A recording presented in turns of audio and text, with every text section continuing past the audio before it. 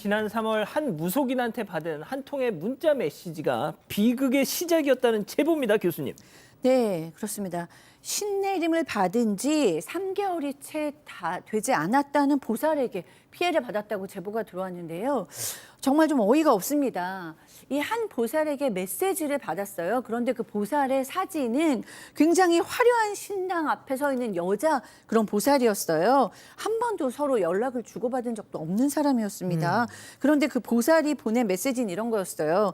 당신은 96번째 고객이다. 생년월일만 보내주면 내가 재능 기부로 간단한 점사를 봐드리겠다. 전혀 이상한 건 아니고 신령님 말씀대로 보내드리는 거라서 직설적인 표현은 있을 수 있지만 큰 도움을 받게 될 것이다 라고 했습니다. 자, 뭐 이를테면 이겁니다. 신내림 기념 무료 신점 이벤트 당첨되신 걸 축하드립니다 하면서 생년월일 뭐 시 이런 걸 보내라는 겁니다. 의심하셨다죠. 자, 피해자 얘기 직접 들어보시죠. 약간 의심을 했죠. 그 당시에 이제 제가 상황이 힘들었고 어머니도 딱 병원에 있었고 그 심적으로 많이 멘탈이 나가 있는 상황에서 그런 말들을 들었거든요. 저한테는 되게 많은 위로가 됐었거든요. 정말로. 기운을 받으면 뭔가 이제 엄청 대운이 열릴 거고 4월에는 뭐 손님이 차고 넘칠 거고 6월에는 분점까지 낼 수 있는 상황이 올 거다. 근데 이제 어쨌든 그 얼굴을 다친다는 그 상황이 되게 무섭잖아요. 우리 자영업자 같은 경우는 얼굴을 다치면 안 되고 또 엄마가 또 돌아가신다고까지 얘기를 했었고 그리고 엄마의 상태나 이런 것들을 다 맞추셨었거든요. 개인적으로도 힘들고 어머님도 아픈데 정말 그 최악의 벼랑 끝에 있는 상황에서 한마디 한마디가 다 위로가 되셨다는 거예요. 자, 그런데 그렇게 연락을 이어가던 중에 한 가지 정말 제안을 하더라.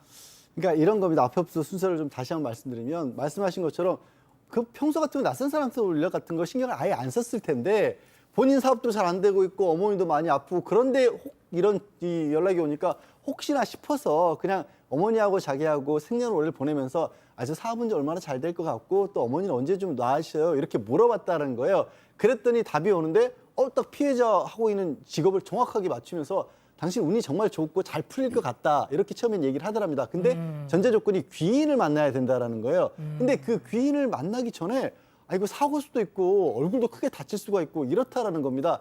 그래서 귀인을 만나야 되고 그 일단 사고를 막기 위해서 자기가 부적을 써주겠다. 근데 아니 이분이 지금 사업도 어려우니까 나 돈 없는데라는 식의 얘기를 하니까 그거 필요 없고 이게 모래로 해줄 텐데 모래로 부적 써줄 텐데 다만 이게 재능 기부니까 빨리 결정을 해야 된다. 이렇게 얘기를 했다랍니다. 자, 이 보살이 부적을 공짜로 써주겠답니다. 네. 무료 부적. 자, 그런데 단 한 가지 조건이 있더라. 완전 무료가 아닙니다. 약간 조건부 무료처럼 보여요. 지금 보면 조금 의심스러운 게 뭐냐면 이거를 하려 그러면 귀인을 좀 만나야 되고 귀인하고 지금 기운을 좀 받아야 된다. 그러면 인생이 달라지는데 기운 받는 게 좀 이상해요. 합의라는 걸 해야 되는데 잠자리를 아마 얘기하는 것 같습니다. 그걸 합을 하면서 기운을 고스란히 받아야 된다. 이렇게 얘기를 했다고 합니다. 이거 좀 기막히고 좀 황당스럽죠. 그렇지만 얼굴 크게 다쳐서 석 달 동안 병원에 지낼 수 있다라는 거. 또 어머니 또 5개월 안에 상복 입을 수 있다. 이런 얘기를 들으니까 좀 찝찝한 상황에서 또 어머니가 또 악화되면 어떡할까 이렇게 고민을 좀 많이 했다고 합니다. 그렇지만 어떻게 귀인을 만나냐 두려워하니까 또 다른 얘기를 또 합니다. 이 귀인 원래 죽은 사람이다. 근데 신령님이 좋은 일 하라고 살려줬다고 합니다. 좋은 일을 3번 이행 못하면 어차피 죽는다. 또 죽으니까 무서워할 이유가 없다라고 보살이 얘기를 하면서 피해자를 안심시켰다고 합니다. 귀인이 말이죠. 이미 죽은 사람이야. 그래서 좋은 일을 3번 이상 이행하지 않으면 어차피 그러니까 어차피 죽을 인간이기 때문에 당신한테 해코지하거나 그러지 않는다. 뭐 이렇게 또 막 얘기를 하는 거예요. 자, 피해자는 찝찝하죠. 그런데 어머니가 살아날 수 있다는데 네. 그냥 두 눈 질끈 감고 만나신 거예요. 자, 그런데 그 귀인이라는 사람과 만난 후로 이 보살이 본색을 드러냈죠. 네, 맞습니다. 아마도 피해자는 지푸라기라도 잡는 심정으로 그 자리에 갔을 거예요. 피해자에 따르면요, 숙박업소에서 만난 귀인이 이혼을 하고 혼자서 딸을 키우는 40대 초반 남성이라고 남성. 본인을 소개했다고 합니다. 그러더니 보살이 시켜서 갑자기 일을 하다 말고 왔는데 살고 싶어서 이 자리에 왔다. 근데 갑자기 불려와서 당황스럽고 무섭다는 말을 했다고 아, 합니다. 나도 당황스럽다. 네, 어쨌든 이렇게 귀인과의 첫 만남을 가지게 됐고 귀인과 헤어진 직후 보살에게 또다시 연락이 왔습니다. 방금 귀인과 연락을 했다. 당신을 좋은 친구라고 로또에 당첨시켜달라고 하더라. 기회를 주려고 하는데 당신 어떠냐? 이렇게 물어왔습니다. 그러면서 한 달만 돈을 보관하면 돈의 가치가 확 올라가는데 최대 500만 원까지 보관할 수 있다. 500만 원으로 인생을 바꿔라. 돈이 없다면 대출을 받아서 맡기고 한 달 뒤에 찾아가면 된다는 말을 덧붙였습니다. 그 후로도 어머니를 살려야 한다. 제사에 쓸 과일값을 내야 한다. 지리산에서 초를 피우려고 한다. 아주 온갖 명목으로 피해자에게 뜯어낸 돈이 총 4,260만 원이었습니다. 피해자는 보살이 돈을 내지 않으면 마치 큰일이 날 것처럼 이야기를 하니까 어쩔 수 없이 행하게 됐다고 그 상황에 대해서 전해왔습니다. 결국 카드빚까지 내서 대출을 받아서 그걸 이 보살한테 준 겁니다. 자, 이래서는 안 되겠다 싶어서 피해자분께서 보살한테 돈 돌려주세요 했답니다. 자, 그리고 돈을 돌려받기로 약속한 바로 그날 아주 충격적인 사실을 알게 됐다는 거죠. 체크포인트 짚어봅니다. 보살은 바로 그 귀인 남자. 자, 얘기 들어보시죠. 일단 당장 그날은 500만 원만 돌려주겠다라고 해서 제가 가게로 이제 주소를 남겨주겠다라고 했더니 시간과 약속을 자기가 정한다. 라고 하면서 계속 얘기가 없다가 이제 안 되나 보다 이러고 있는 찰나에 그 타이어 사진이랑 같이 보내와서 출발했던 거거든요. 그렇게 당당하고 자기가 보살이고 하면 그 얼굴을 내밀면 되잖아요. 많이 열이 받아 있는 상태에서 이제 그 차가 지나가면서 이게 1인 2역이었구나라는 걸 이제 알게 된 거죠. 어쨌든 그 사진은 여자였었고 저한테 계속 언니라고 했으니까 당연히 여자라고 생각을 했죠. 저는 그 기인이랑 대화를 한다고 생각을 해본 적이 없었어요.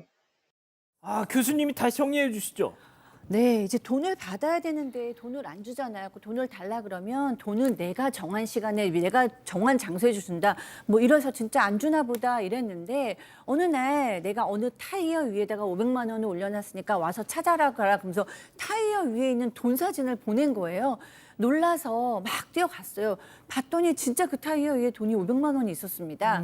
500만 원을 들고 다행이다. 그래도 돈을 주기 시작하는구나 라는 마음과 이렇게 줄 돈을 왜 나한테 가져가서 안 줬지? 이런 분노가 막 같이 올라와서 화가 나가서 있는데 그때 그 귀인이라고 만났던 그 남자의 차가 옆을 지나가는 거예요. 그때서야 깜짝 놀라서 이 보살이라는 사람과 귀인이 한 사람인가 보다라는 생각이 이제 드신 거예요. 나중에 CCTV를 구해서 봤습니다. 그랬더니 진짜로 바로 그 귀인이란 남자가 타이어 위에 돈다발을 올려놓고 사진을 찍는 모습이 찍혔어요. 그제서야 왜냐면 그 전에는 뭐 언니 얘기했고 사진도 여자니까 남자라는 의심은 하지를 못하신 거예요. 그런데 그제서야 와, 이 사람 사기꾼이고 내가 당했구나라는 생각이 드니까 퍼즐들이 맞춰지는데 그 전에 보살이라는 사람, 보살이 자기한테 뭘 다 알고 있었던 것도 생각해보니까 본인이 그 귀인한테 했던 말이고 그다음에 뭐 귀인의 옷을 사줘라, 선물을 사줘라, 현금을 줘라 라고 했던 것도 다 사기당한 거구나라는 걸 깨달을 수 있었다고 합니다. 양 변호사님, 그러니까 귀인과 보살과 귀인 동일 인물이었고 1인 2역이었다. 지금 그렇게 보이는 거죠. 아직 확인이 경찰에서까지 된 건 아닌 상황이었는데 그걸 또 알 수 있어 짐작하게 해주는 것 중에 하나가 이분이 SNS에 다른 분이 그 메시지를 올린 걸 보니까 본인하고 똑같은 메시지 96번째 고객이고 3명에게 재능 기부하려고 하고 뭐 실령님 말씀대로 보내주니까 뭐 직설적인 말이 있다. 피해자가 받은 거하고 똑같은 메시지를 누군가 받았다 SNS에 올려놨다는 겁니다. 그래서 경찰에 신고를 하고 보니까 이에 이미 다른 지역에서도 다른 경찰서에서 똑같은 상황으로 신고가 들어와 있었다라는 겁니다.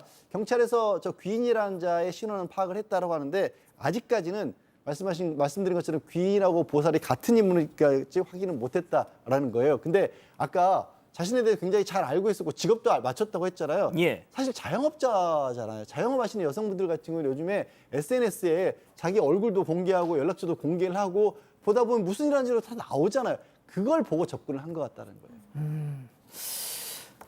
그렇군요.